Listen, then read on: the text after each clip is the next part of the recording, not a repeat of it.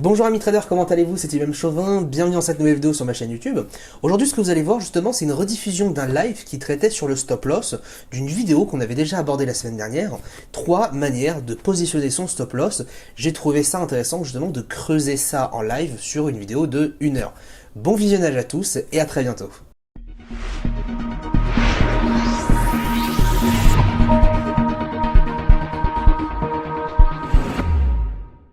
Qu'est-ce qu'on fait aujourd'hui? Eh bien tout simplement aujourd'hui on va apprendre 3 techniques pour poser son stop loss. On l'avait vu sur la vidéo du lundi ou de mardi dernier.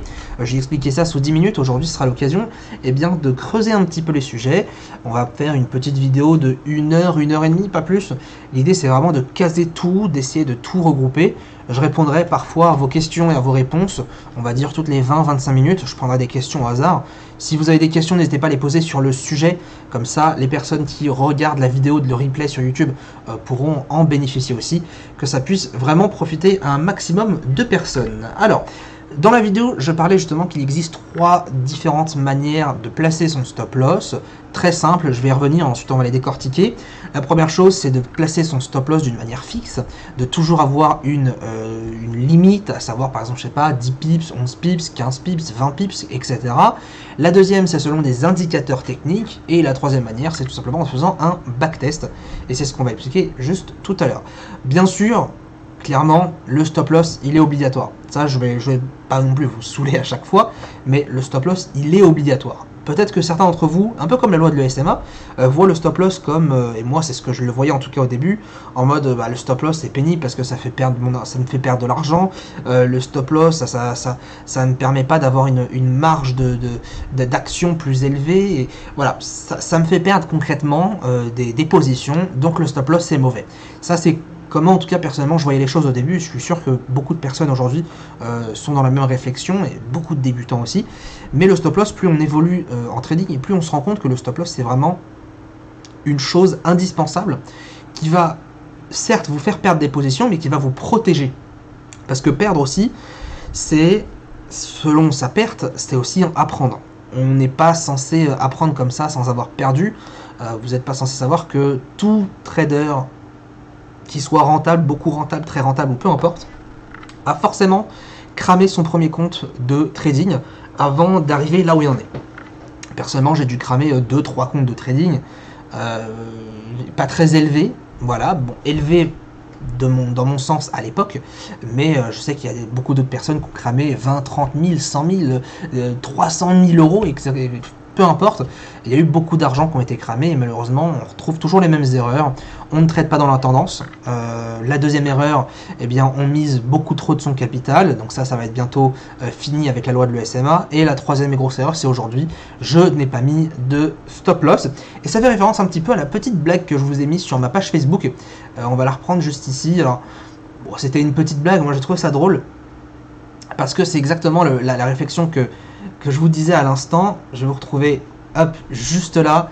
Voilà, c'était cette petite blague. Je ne peux pas perdre ma position si je n'ai pas de stop loss, en mode je suis plus intelligent que les autres. Et moi-même, je me disais au début, j'étais exactement dans cette réflexion, en mode voilà, si je place pas de stop loss, même si le marché baisse, il va forcément revenir à un moment donné sur mon point d'entrée. Ça, c'est la réflexion la plus logique qu'on peut se faire au début, et c'est aussi la plus bête, parce que le marché, c'est pas parce qu'il baisse qu'il va remonter forcément votre niveau. Un petit exemple, il y a toujours une personne qui intervient sur BFM TV Business, la chaîne de l'économie, et qui disait à chaque fois vendez le CAC 40, ça va chuter, c'est la fin des marchés, blablabla. Il a dit ça depuis, je pense, 2011, 2012.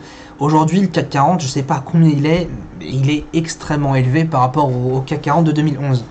Bilan de l'histoire, pour une personne qui vend ce type de marché, je peux vous dire que cette réflexion de le CAC 40 va revenir forcément sur mon point d'entrée, ça peut encore attendre. Ça peut encore énormément attendre. Et malheureusement, ça c'est une réflexion que je vois énormément, c'est vraiment parce que ça baisse, donc ça va remonter, donc je me permets d'acheter, mais je mets pas de stop loss parce que forcément ça va monter. Non, c'est pas comme ça. Les marchés financiers bougent, ça monte, ça baisse, des fois ça stagne. C'est tout à fait possible, mais encore une fois, les marchés, c'est pas parce que ça monte tout d'un coup que forcément ça rebaisse. Le marché de l'euro-dollar, par exemple, je pourrais prendre en journalier, quelqu'un qui, imaginons, avait vendu quelque part par là, s'il avait acheté quelque part par là, il n'avait pas mis de stop loss, quelqu'un qui attend une remontée de l'euro-dollar ici, je pense qu'elle peut attendre longtemps, mais alors très très très longtemps. Voilà, c'est une question de méthodologie. Sans stop loss, c'est simple, vous ne pouvez pas savoir ce que vous allez perdre. C'est-à-dire que vous ne pouvez pas savoir à l'avance combien vous allez perdre. Vous pouvez vous dire, je suis prêt à perdre tant, mais si le marché, effectivement, imaginons, je sais pas, je suis prêt à perdre 10 pips, et tout d'un coup, il y a une annonce économique assez importante, notamment, on est le vendredi aujourd'hui, on est le vendredi 6 juillet. Aujourd'hui, il y a l'annonce économique de la NFP, aux États-Unis, donc tous les premiers vendredis de chaque mois à 14h30. Bon, bah autant vous dire que sur l'euro-dollar, il y a eu quoi? Il y a eu 40 pips de hausse en quelques secondes. Une personne qui vendait à ce moment-là, qui était prête à perdre 10 pips, elle se retrouve à perdre moins 40, moins 50, 2-3 secondes après. Quel est son temps de réaction par rapport à ça? Humainement possible, c'est impossible de clôturer son trade juste avant. Donc il faut se poser les bonnes questions, et c'est pour ça que le stop loss, il est absolument obligatoire sur vraiment toutes vos positions. Il est là pour vous apprendre à perdre, parce qu'on ne peut pas apprendre à gagner si on n'apprend pas à perdre. C'est aussi bête que ça. Je connais beaucoup de personnes qui ont encore beaucoup d'ego sur les marchés, et ça, l'ego, bah, ça vous tue. Le seul ennemi que vous avez sur les marchés, c'est vous-même. C'est moi, quand je trade contre moi au final. Je trade contre, on va dire, mes émotions, mes sentiments, etc. Et si effectivement vous avez beaucoup trop d'ego pour ne pas accepter de perdre, vous n'accepterez jamais de gagner, entre guillemets. Alors c'est peut-être bête à dire, mais vous n'accepterez jamais de gagner comme l'attitude d'un gagnant. L'attitude d'un gagnant, c'est pas je veux gagner tout le temps, mais c'est plutôt je veux gagner régulièrement, et je veux gagner de manière à ce que ma courbe d'évolution soit la plus linéaire possible. L'objectif, c'est pas de faire le premier mois une performance hors norme. L'objectif, c'est de faire petit à petit, tranquillement, quelques pourcents par-ci, quelques pourcents par-là, pour avoir à la fin une courbe qui fait aller plutôt comme ça. Hein, l'objectif, c'est ça. Alors bien sûr, il peut y avoir des hauts et des bas. Ça peut très bien être une courbe qui, des fois, est perdante. C'est tout à fait normal. Qui ne perd pas sur les marchés? Aujourd'hui, personne ne peut vous dire que tous les mois, il est rentable en positif. C'est impossible. Moi-même, des fois, sur des mois, je perds. C'est tout à fait normal. Je préfère en tout cas avoir une courbe qui est linéaire à la fin de l'année, à la fin du mois, plutôt qu'une courbe qui fait 40% là, au bout du mois, moins 20% le mois d'après, 60%. Vous voyez, une courbe qui fait ça, et qui en fait va vous faire péter un plomb au bout d'un moment, parce que en fonction de votre risque, parce que ça c'est une courbe de quelqu'un qui prend beaucoup de risques, qui n'arrive pas à bien maîtriser son trading, et bien clairement, c'est pas profitable sur du long terme.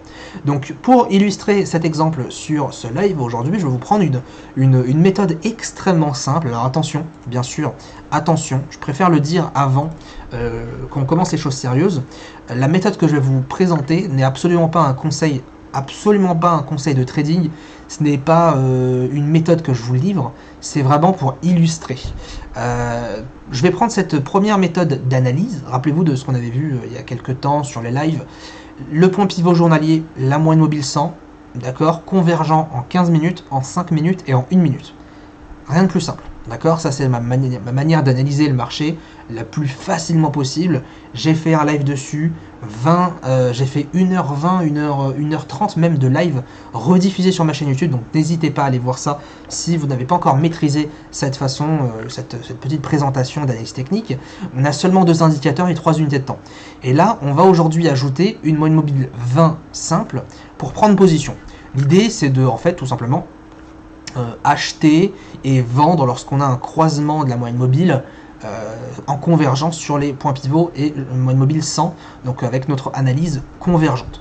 Donc je rappelle encore une fois que là j'illustre en fait ce qu'on va dire aujourd'hui, mais en aucun cas je vous conseille de trader avec un croisement de moyenne mobile tout simple. En aucun cas, c'est vraiment uniquement pour l'exemple. Voilà, je préfère le dire, je préfère passer du temps, parce que je sais qu'il y a toujours des personnes qui disent mais tu conseilles ça, que ça. C'est vraiment que pour l'exemple. Donc, la première chose à faire, on va prendre des passages, si vous voulez, de moments qui sont plus intéressants que d'autres. Mon idée, c'est pas de vous présenter des mauvais moments dans ce live. Mon idée, c'est de vous montrer où on peut placer le stop. Il y aura des positions gagnantes, il y aura des positions perdantes, et vraiment, on va s'intéresser aux deux. Première chose, on est en 15 minutes. Moi, ce qui m'intéresse, c'est peut-être cette baisse-là. Vous voyez cette petite baisse-là, là? Cette baisse-là, sur l'euro-dollar, Je le précise, hein, peut-être que vous l'avez déjà vu parce qu'il est 1.17359 actuellement sur cet actif, donc on est forcément sur l'euro-dollar. Et sur l'euro-dollar, justement, eh bien, on a une belle petite baisse ici du 27 au 28 juin. Et on va commencer à progressivement l'analyser et on va pouvoir ensuite en débattre sur la façon de poser un stop loss. Donc, première chose que j'ai à faire, je place du coup mon rectangle puisqu'on est sous la moyenne mobile 100, sous le point pivot. Je vais me placer en 5 minutes. Juste là, donc pour activer naturellement eh bien les objets sur les unités de temps inférieures, je vais aller sur ma barre d'outils, option plateforme, afficher les objets, et vous voyez que mon rectangle se trouve juste ici.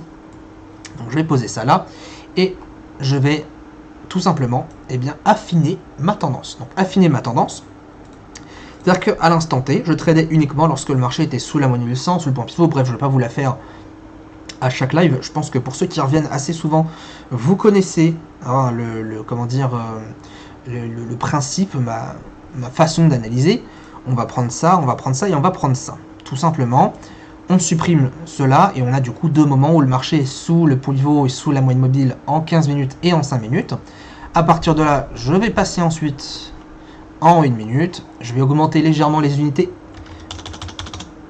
pour pouvoir tout simplement voir ce qui se passe. Alors ne faites pas attention à tout ça, c'est mes analyses des dernières fois qu'on avait fait aussi en live. Et voilà, à l'intérieur du coup j'ai trois rectangles pardon. J'ai trois rectangles et dans ces trois rectangles là, et bien tout simplement je vais le retracer en enlevant le cadre. Et dans ces trois rectangles, je vais pouvoir du coup maintenant débattre. Donc à quel moment concrètement je vais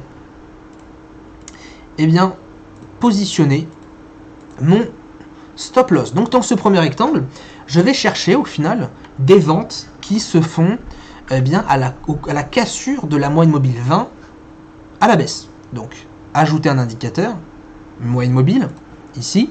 Je vais ajouter donc une moyenne mobile 20 en simple. Donc la couleur, je vais prendre une couleur verte à la hausse. Je vais déchaîner tout ça et je vais prendre une couleur rouge à la baisse. Et je vais pouvoir tout simplement commencer à énumérer mes positions pour pouvoir en rediscuter. Donc première position, on le voit juste ici. Cours sous la moyenne mobile 100, sous le point pivot journalier, cassure de la moyenne mobile 20 à la baisse, je suis vendeur. C'est un exemple encore une fois, mais voilà, à la vente. Et on peut refaire ça en fait. Alors l'idée, c'est de ne pas avoir de contact avec la moyenne mobile 100. Donc là, on aurait pu éventuellement avoir une position vendeuse, mais le but, c'est vraiment qu'on soit sous la moyenne mobile 100 à chaque fois. Donc là, on peut le voir qu'il n'y a pas de position. Par contre, là, il y en a une. Il y en a une, cassure à la baisse, le marché est sous la moyenne mobile 20, c'est parfait. Deuxième position, troisième position, quatrième position, cinquième position. Donc vous voyez, on enchaîne. Et on va faire ça dans tout le rectangle. Donc on a une position juste ici, une position juste là, une position ici. On voit qu'on a quand même beaucoup de positions dans l'ensemble. L'idée, c'est de pas non plus toutes les accumuler. Donc ici, on va dire qu'elle est perdante. Donc entre temps, on aurait pu prendre ça. Ça va être gagnant, etc. Donc voilà, on va y revenir juste après. Vous inquiétez pas. Là, l'objectif, c'est juste de les énumérer dans un premier temps. Et ensuite, on va en parler. Hop, juste là, juste ici. Il y a quand même des signaux. Vous le voyez, il y a quand même pas mal de signaux de points d'entrée avec cette méthode, qui à mon sens n'est pas forcément extrêmement profitable, si on peut dire ça comme ça. Mais voilà, encore une fois, comme c'est un exemple, c'est pas non plus très grave. L'idée, c'est vraiment de vous montrer comment on peut mieux gérer son stop loss. Ici, on n'a pas de clôture en dessous de la moyenne mobile 20, c'est parfait. On a eu ça, on a eu un autre croisement juste là. Et voilà, donc ici on n'a pas eu de croisement, on peut supprimer tout ça. Donc on le voit, on a quand même pas mal de positions. On a quand même, allez, une bonne quinzaine de positions. Mais l'idée à côté, c'est comment je fais pour savoir où placer le stop loss sur mes positions. Si moi, demain, ma méthode d'intervention est la suivante, je trade les cassures de moyenne mobile 20 simple avec un fond de moyenne mobile 100 exponentielle, de pivot journalier sur le 15, le 5 et le 1 minute, ma question c'est qu'est-ce que je fais, comment je place mon stop loss. Donc la première chose, on l'a vu, c'est en fonction d'un stop loss fixe. Moi je dirais que c'est la façon la plus simple. Pourquoi c'est la façon la plus simple? Parce que tout simplement, eh bien, si vous voulez, lorsque vous voulez positionner votre stop loss, il va falloir forcément calculer votre taille de contrat. J'ai fait une vidéo notamment là-dessus, en mode, pour calculer la taille d'un contrat, il faut connaître 3 variables. Le capital que vous voulez risquer, donc imaginons j'ai un capital de 10 000 euros, je souhaite risquer 1%, ça fait 100 euros, donc je souhaite par exemple risquer 100 euros. Il me faut ensuite le stop loss en pips, donc imaginons, je sais pas, j'ai une position qui demande 20 pips de stop loss, donc 100 divisé par 20, et ensuite il me faut la valeur du pip, donc là on est sur l'euro-dollar, avec le petit i en haut du graphique, on peut voir que la valeur du pip est à 10 $. Donc je fais 100 divisé par 20, divisé par la valeur du pip, donc il faudra convertir ensuite 10 $ en euros, et ça doit faire à peu près 8,40 €, 8,60 €, bref, ça doit faire quelque chose comme 8,60 €. Je fais ces 3 divisions-là, et j'obtiens ma valeur du lot. L'inconvénient, lorsque vous êtes sur une méthode qui a des stop-loss différents, c'est qu'il va falloir toujours calculer votre taille de contrat juste avant de prendre position. Puisque votre stop-loss, forcément, il va varier. Un coup, ça va être peut-être 10, un coup, ça va être peut-être 15. Ça dépend bien sûr après de votre style de trading. Là, sur ce live, aujourd'hui, on prend l'exemple d'un trading court terme.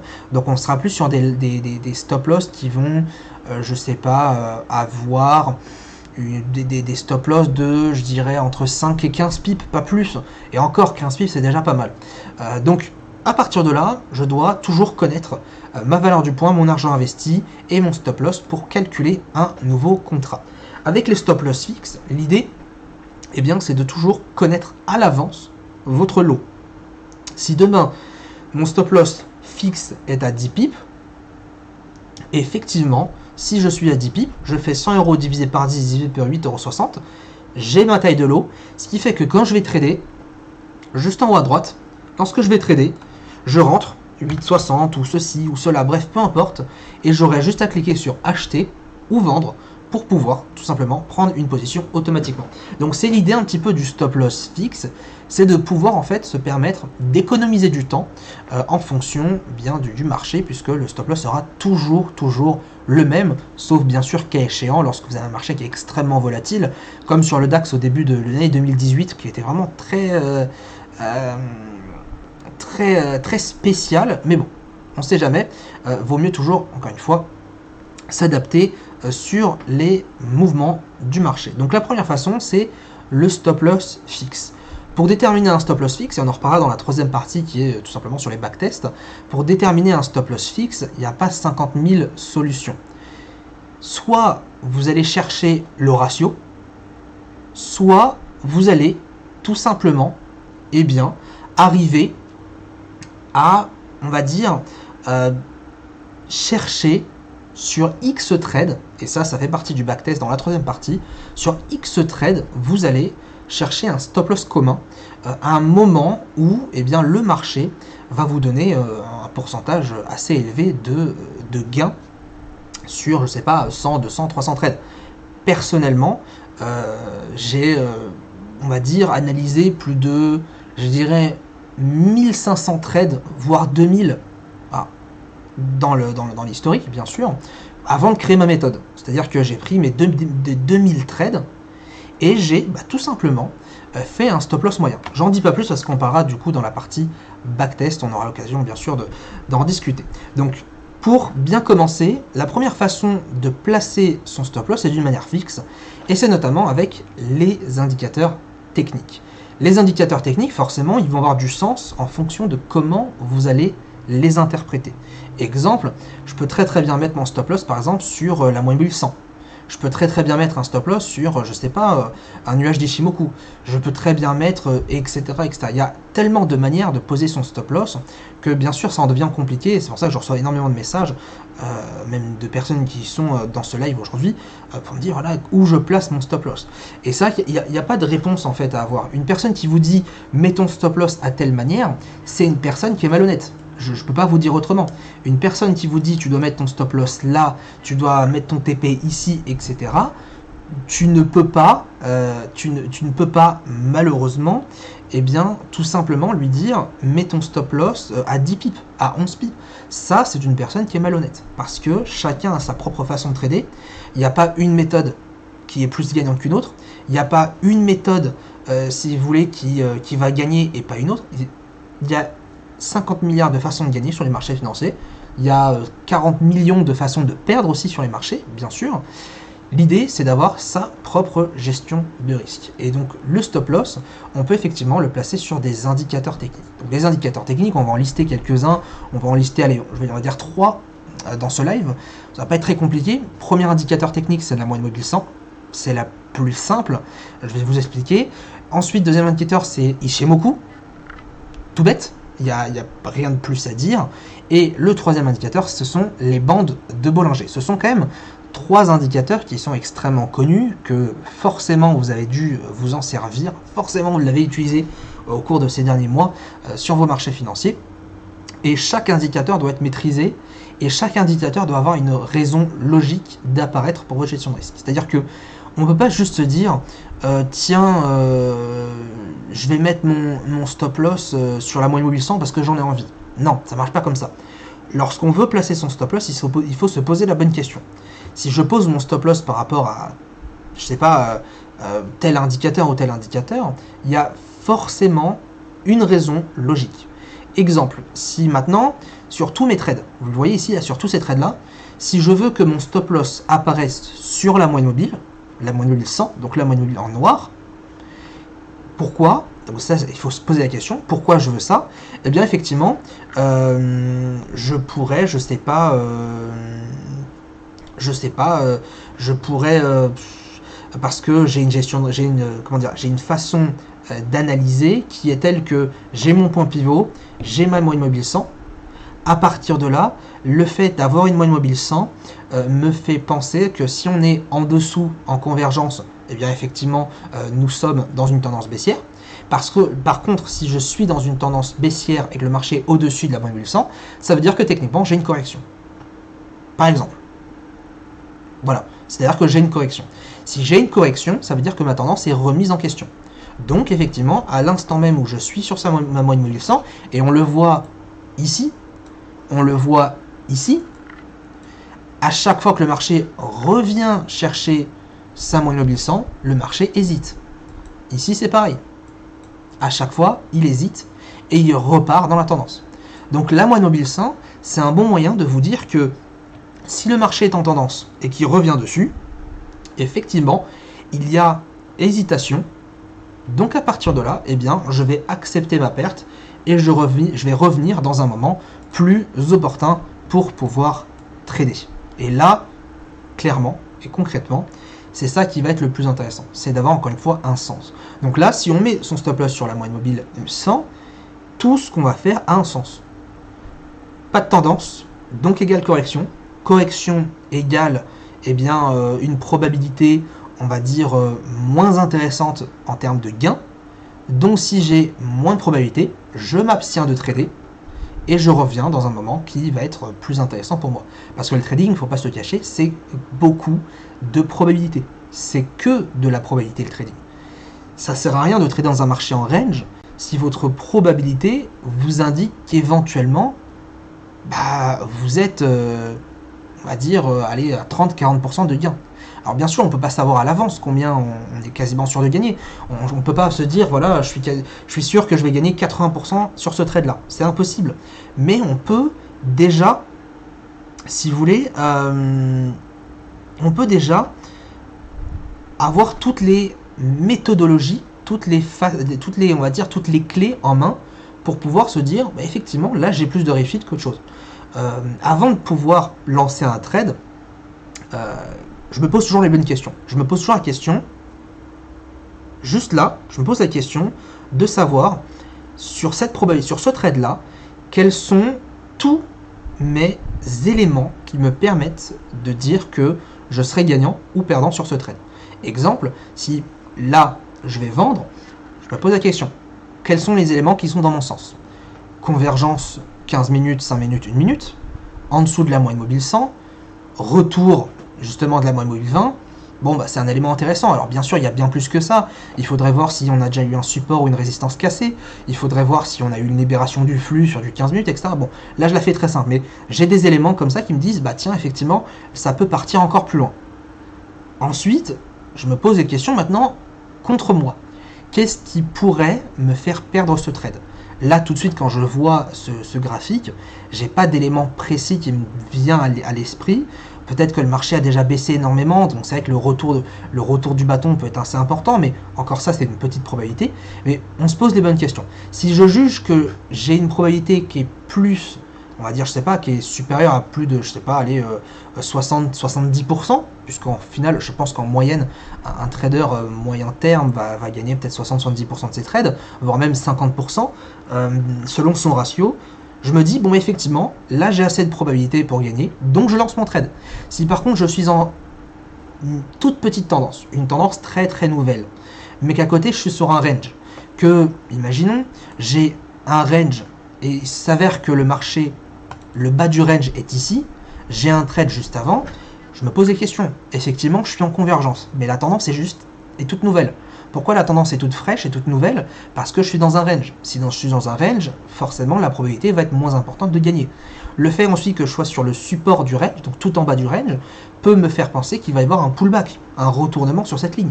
Donc est-ce que mon taux de probabilité va être plus important que la moyenne, que lorsque je trade habituellement? Oui ou non? Bah dans ces cas-là, j'ai plus tendance à dire que non. Donc je vais éviter de trader. Alors bien sûr, dans ces cas-là, le trade peut être gagnant, comme il peut être perdant. Mais dans tous les cas, si vous voulez, je suis un plan logique, je suis une procédure qui est, je me pose les bonnes questions, est-ce que ça vaut le coup de trader? Alors ça, je pense qu'on aura l'occasion d'en reparler dans d'autres vidéos, dans d'autres lives, etc., sur les probabilités, sur les statistiques, parce qu'honnêtement, c'est extrêmement important de comprendre dans quel marché vous tradez, qu'est-ce que vaut votre stratégie. Si vous ne connaissez pas votre stratégie par cœur, ça va être compliqué. Il faut comprendre sa stratégie pour arriver à détecter sur quelle période ou sur quel moment elle va potentiellement gagner plus que d'autres. C'est toujours assez important. Donc sur cette idée-là, la moyenne mobile 100 peut avoir un sens. Elle peut avoir un sens parce que, encore une fois, on assimile moyenne mobile 100 à correction, donc à un marché qui hésite, donc forcément à un marché qui ne va pas forcément nous donner une probabilité plus importante que d'autres. Je disais du coup, intéressant, on peut effectivement positionner son stop loss sur la moyenne mobile 100. Donc on pourrait, à chaque fois qu'on va trader, première position, ici, vous la voyez, je vais la mettre en grand. Première position, en rouge, stop loss, donc cassure de moyenne mobile 20 à la baisse. Stop loss, ici. Tout simple. Stop loss, 6 pips 2. Et je prends et je trade. Et j'enchaîne. Si vous êtes sur des ratios de 1, donc vous prenez stop loss égale TP, ou alors TP égale stop loss, eh bien votre objectif, on prend là, votre stop loss il est là, votre objectif, il est ici. Et je prends mon trade, je gagne ou je perds, et j'enchaîne. Alors bien sûr, il faudra bien sûr compter le spread, le spread à 0,6, et on enchaîne, on enchaîne, on enchaîne. Aussi bête que ça. Deuxième trade, on fait la même chose. Deuxième trade, juste ici, on pose le stop loss. Stop loss en rouge sur la moyenne mobile 100. TP, juste là. TP, juste ici. Sur le ratio de 1. Et on enchaîne encore et encore et encore et encore. Là, c'est pareil. On peut prendre le troisième trade. On le voit juste ici, ce trade-là. Bon, ce trade-là, normalement, il est perdant. Le stop loss, on le met où? On le met juste ici. Stop loss en rouge sur le haut de la moyenne mobile 100 à l'instant où on prend le trade. Et on voit que on ne sait pas si on aurait gagné la position. On ne sait pas si on aurait gagné la position parce que le marché tape le stop au pip près. Mais étant donné qu'on a le spread en plus, logiquement, le stop il doit être légèrement au-dessus pour le spread. Maintenant, je préfère pas dire que cette position est gagnante ou perdante, parce que je ne sais pas. Donc, je préfère rien dire. Mais là, bon, effectivement, si on met le stop loss pile poil dessus, effectivement, la position sera perdante. Donc, et on enchaîne comme ça, on enchaîne, on enchaîne, on enchaîne. Et à partir de là, eh bien, on peut choisir son stop loss dessus. Si maintenant, on choisit de poser son stop loss on va prendre Ishimoku. Hop, attends pour moi, juste ici. On va prendre par exemple Ishimoku. Donc Ishimoku, on peut éventuellement positionner son stop loss sur le nuage. Personnellement, Ishimoku, je m'en sers pas à 100%. Mais je vais beaucoup me servir des nuages d'Ishimoku. Les nuages d'Ishimoku, c'est magnifique. Il n'y a rien à dire. Beaucoup de personnes sont sur Ishimoku. Il n'y a pas... voilà, c'est pourquoi Ishimoku? Parce que c'est un indicateur qui est complet, qui a beaucoup de sens. Si vous voulez, si vous comprenez Ishimoku, c'est un indicateur qui examine le passé pour vous donner en même temps le présent et le futur. Ishimoku, c'est un très bon indicateur. Donc, on voit là, invisible. La petite jaune, invisible aussi. C'est pas ce qui m'intéresse forcément. Et moi, je m'intéresse juste là. Donc, on va mettre ça en noir. Hop, on va mettre ça ici aussi. Voilà.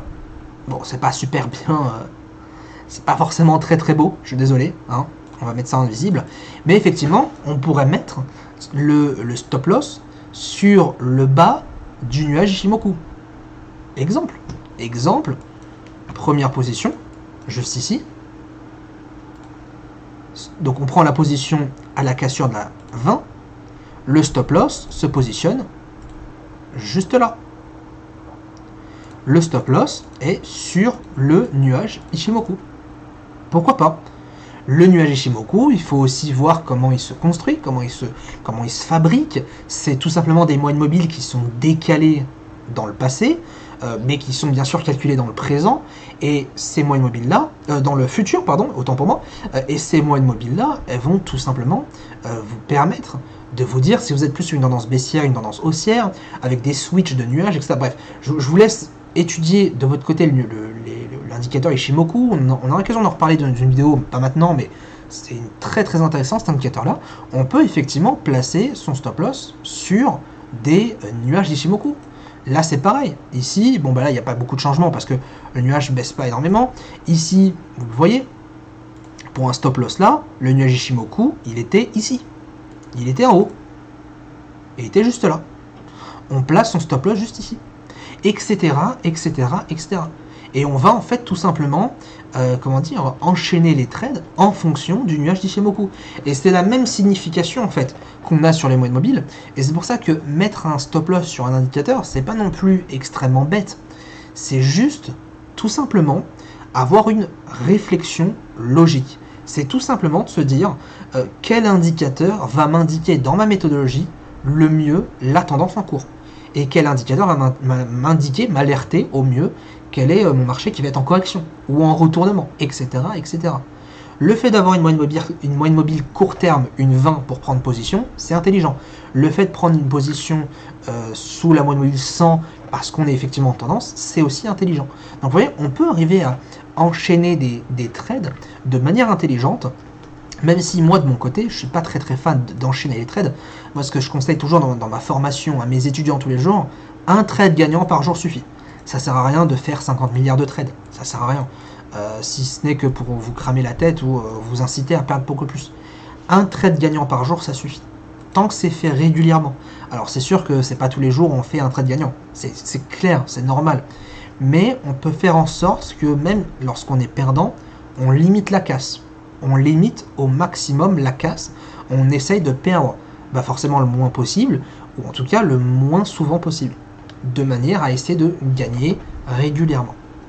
On a du coup vu l'indicateur Ishimoku très rapidement, les nuages Ishimoku, et on va tout simplement pouvoir aussi prendre les bandes de Bollinger.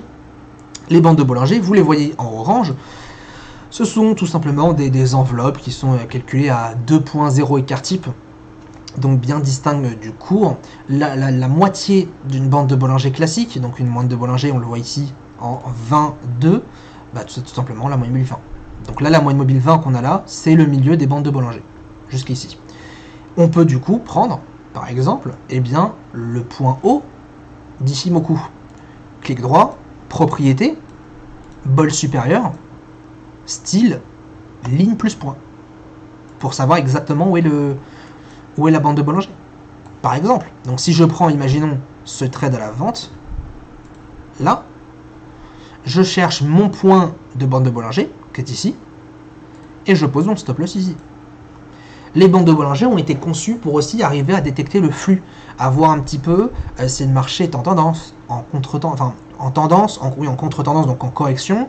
Si le marché, je sais pas, a beaucoup de mouvements, si les bandes de Bollinger sont serrées, si les bandes de Bollinger sont écartées, toutes ces informations-là, vous les retrouvez sur les bandes de Bollinger. Et le fait d'avoir un stop loss positionné pile poil en fonction du mouvement du marché, ça peut être extrêmement intéressant. Donc là, on voit par exemple que le stop loss aurait été à 9 pips. 9 pips, je prends mes 9 pips à la baisse aussi. 9 pips plus le spread, donc je sais que sur le IG, le spread, il est à 0.6. Je pense pas qu'on va pouvoir le voir tout de suite maintenant parce que il est déjà 19h, on est un vendredi soir. Donc là, forcément, c'est sûr que le soir, le spread est plus élevé, surtout en clôture de marché weekly. Mais c'est 0,6 chez IG par exemple. Donc je vais prendre 0,3 de plus. Donc 9,3, c'est mon objectif pour clôturer mon trade. Deuxième trade, juste là. On le voit ici. Le stop loss, cette fois-ci, il est moins important. Il est juste là. Je prends mon trade, stop loss, et mon TP, il va être ici. Si bien sûr je suis sur des ratios de 1, etc., etc., etc.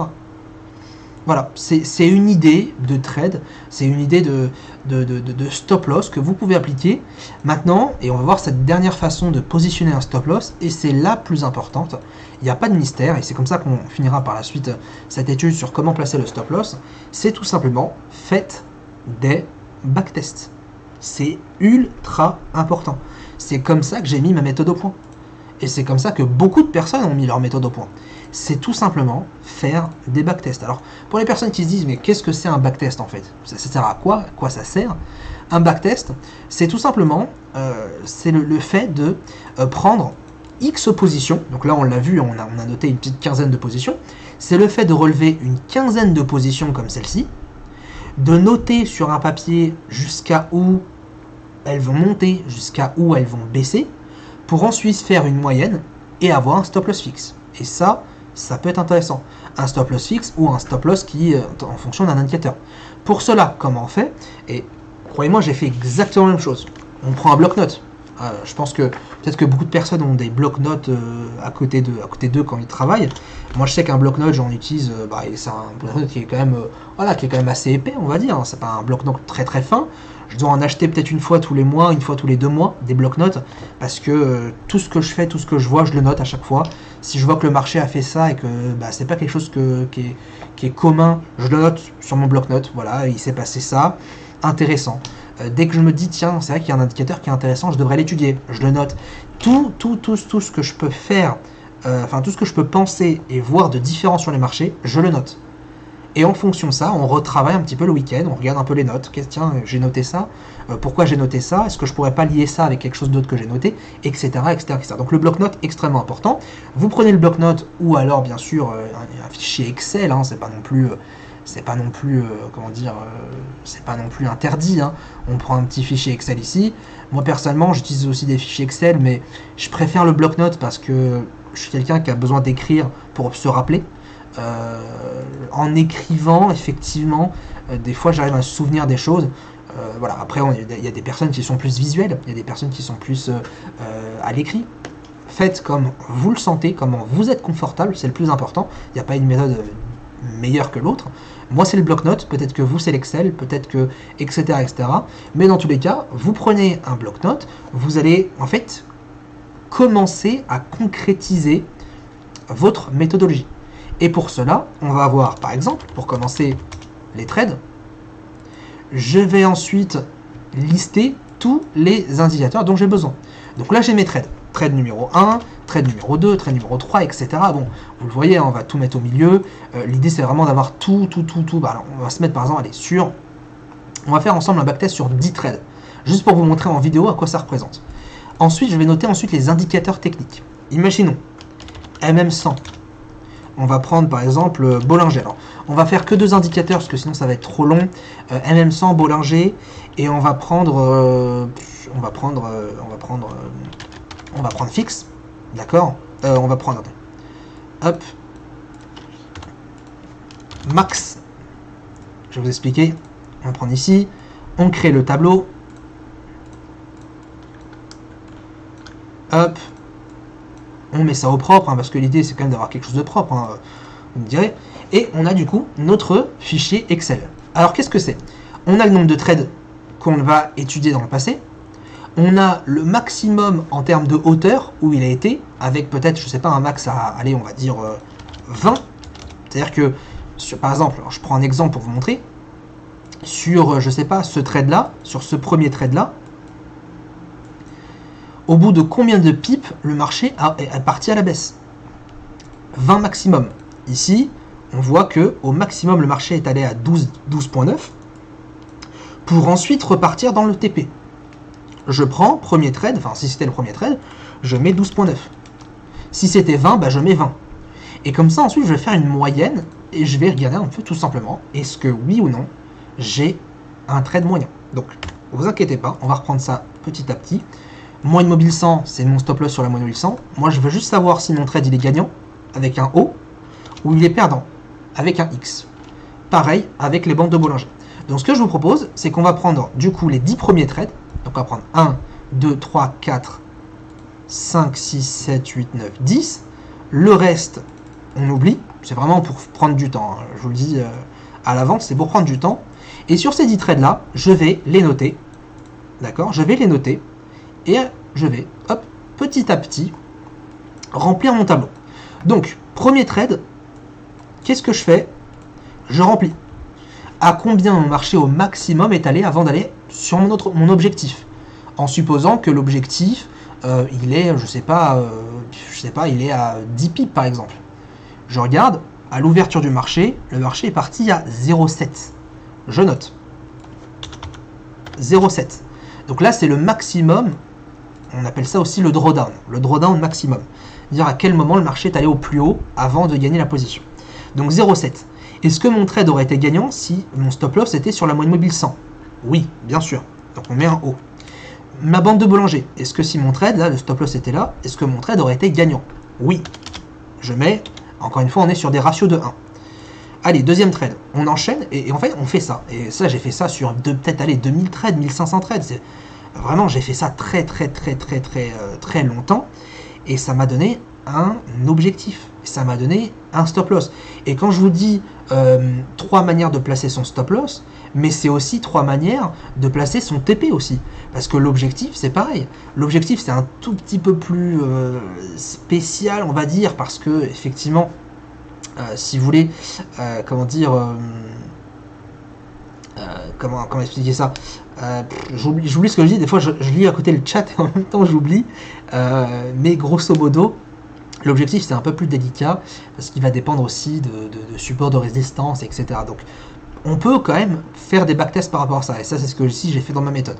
Bref, on continue, là le marché est allé au plus haut à 0,6, voilà, jusqu'ici ok. Mon trade est gagnant si j'avais avec la moyenne mobile 100. Mon trade est gagnant si j'avais mis la bande de Bollinger. Ok. Et là, je regarde. Là, on l'a vu tout à l'heure. Hein. Là, 12,9. 12,9, c'était le plus haut. On regarde, est-ce que le trade aurait été gagnant si j'avais mis mon stop sur la MM100? Tout à l'heure, on a dit, c'est pas sûr. Pour que le backtest soit le plus honnête possible, parce que dites-vous qu'un backtest est fait pour vous, hein, c'est pas fait pour les autres. On va mettre que le trade est perdant. Comme ça, au moins, on sera tranquille.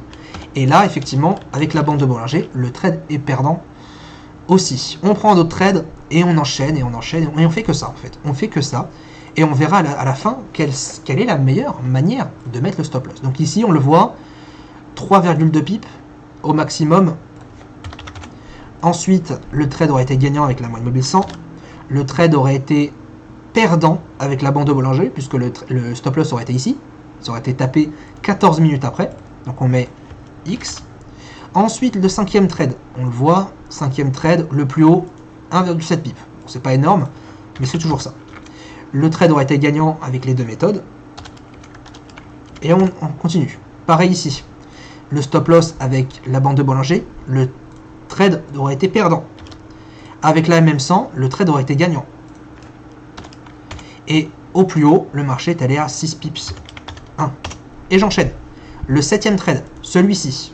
Le 7e trade, attention, il est important, le 7e trade avec la moyenne mobile 100 n'aura pas été compté. Alors, je vous explique pourquoi.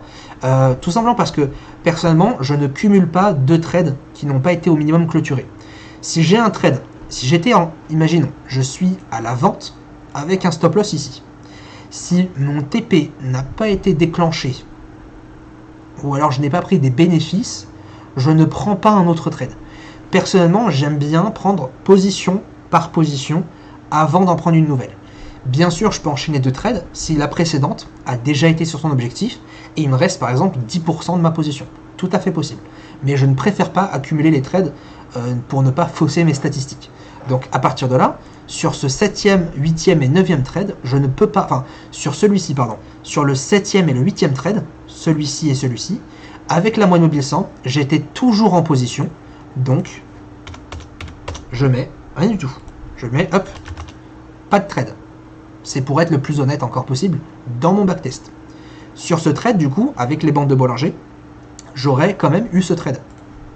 Ici, j'aurais eu ce trade. Le 7e et le 8e, mon trade aurait été aussi gagnant. C'est encore une façon de mieux voir son backtest. Donc ici, gagnant-gagnant. Ok. Le 7e, on l'a vu, donc 6,1. Celui-ci, 0. C'est-à-dire que le marché est directement allé à la baisse. Et ici, on le voit, 3,2. Et on enchaîne. 9e et 10e trade. Juste là, tous auraient été perdants. On relève 9,8 pips.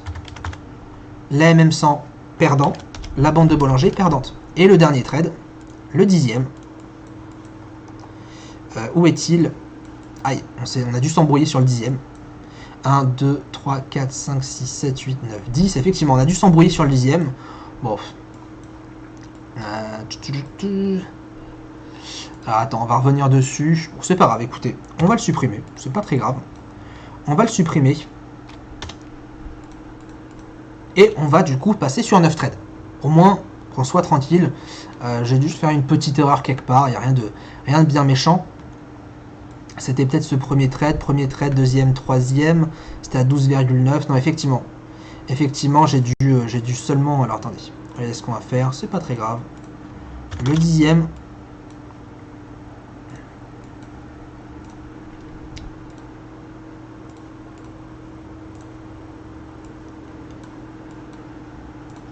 Et le premier, en fait, j'ai dû inverser le premier. Le premier, on le voit, il n'y a quasiment rien du tout. On va mettre 0.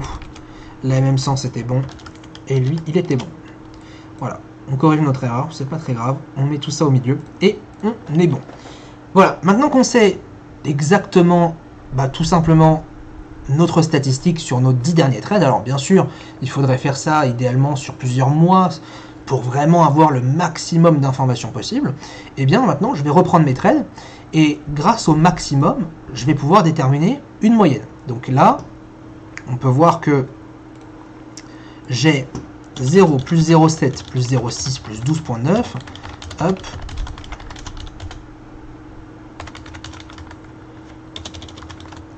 J'ai 38,2 divisé par 10, bon on le voit, ça fait 3,8 pips en moyenne. Ça fait 3 pips 8 en moyenne. Je reprends mes trades et je regarde si eux étaient gagnants ou pas. Donc dans mon max, juste là, est-ce que mon trade aurait été gagnant? Plus 0, oui. 0,7, oui. 0,6, oui. 12,9, étant donné que mon stop loss serait à quasiment 4 pips, non. Là c'est pareil, 3,2 alors que mon stop moyen il est à 3,8, c'est gagnant. C'est gagnant, là c'est perdant, c'est gagnant, et là c'est perdant. Et à la fin, et bien maintenant je fais mes statistiques. Je fais ma statistique finale.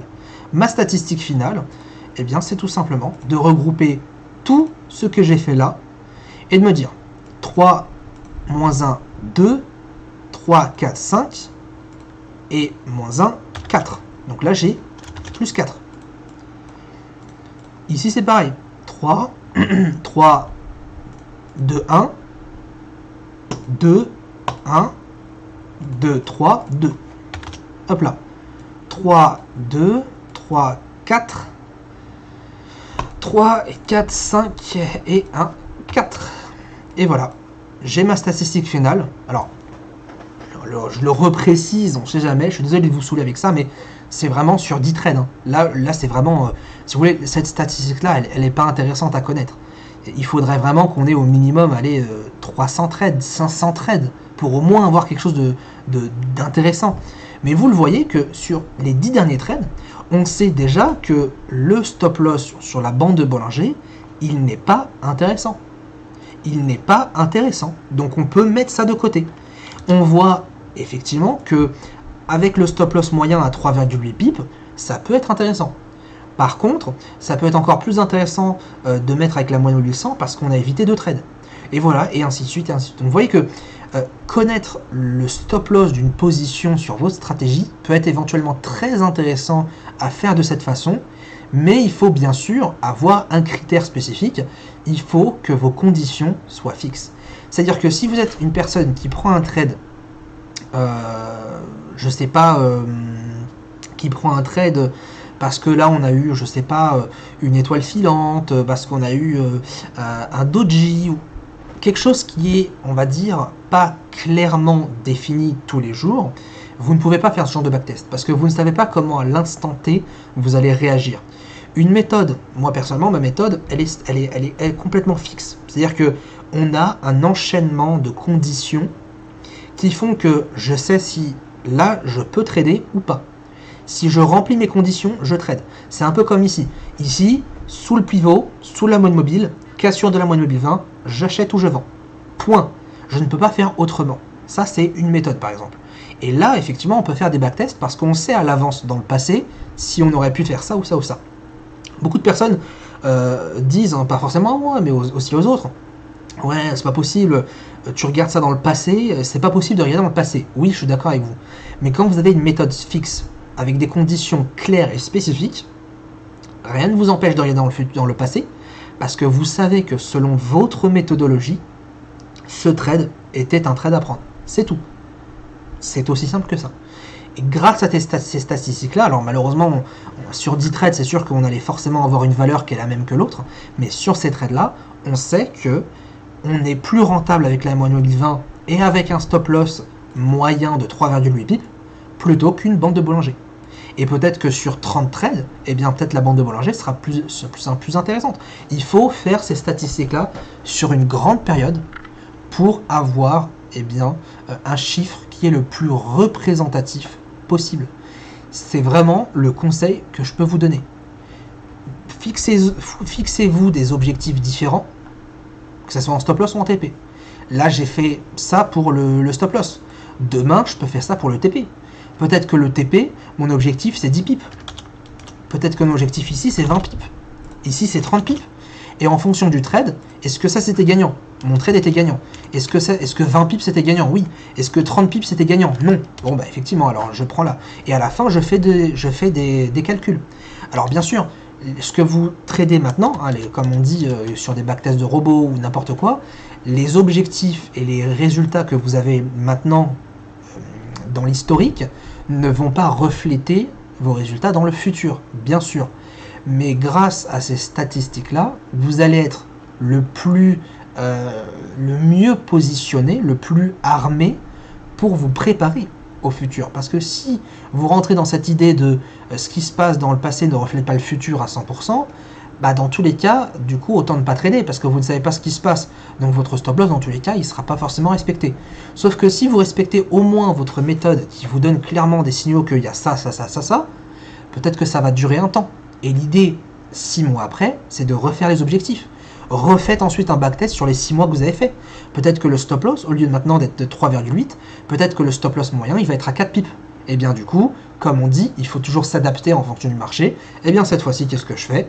Je vais prendre mes 6 mois, je m'aperçois effectivement que mon stop loss moyen a monté et est à 4 pips, et bien je mets mon stop loss à 4 pips. Et peut-être que 6 mois après, il sera à 5 pips, et bien je mets, etc., etc. Il faut absolument s'adapter en fonction du contexte. Et si vous êtes toujours dans le même stop loss que vous avez il y a 5 ans, ça ne marchera pas. Si je tradais de la même manière que je tradais il y a 5 ans, ça ne fonctionnerait pas. Alors, il y a 5 ans, j'ai commencé avec une méthode extrêmement simple, mais vraiment, mais très simple. Aujourd'hui, je trade avec ça, c'est complètement pété, ça sert à rien. C'était une méthode de, je pense que vous connaissez tous, hein, le RSI, quand il est au-dessus des 70, on vend, et lorsque le RSI est en dessous des 30, on achète. J'ai fait ça au début, hein. Je vous assure que j'ai fait ça, hein. Et j'ai vraiment beaucoup gagné. Aujourd'hui, ce n'est plus possible, parce que le marché il est devenu plus compliqué, parce qu'il y a beaucoup plus de personnes sur le marché, il y a beaucoup plus d'acteurs, il y a beaucoup plus d'indépendants, donc forcément, ça ne peut pas être aussi facile de gagner, tout simplement. Donc voilà, encore une fois, il faut en fait adapter sa méthode. Quand vous avez des stop-loss fixes comme cela, il faut les adapter en fonction du contexte.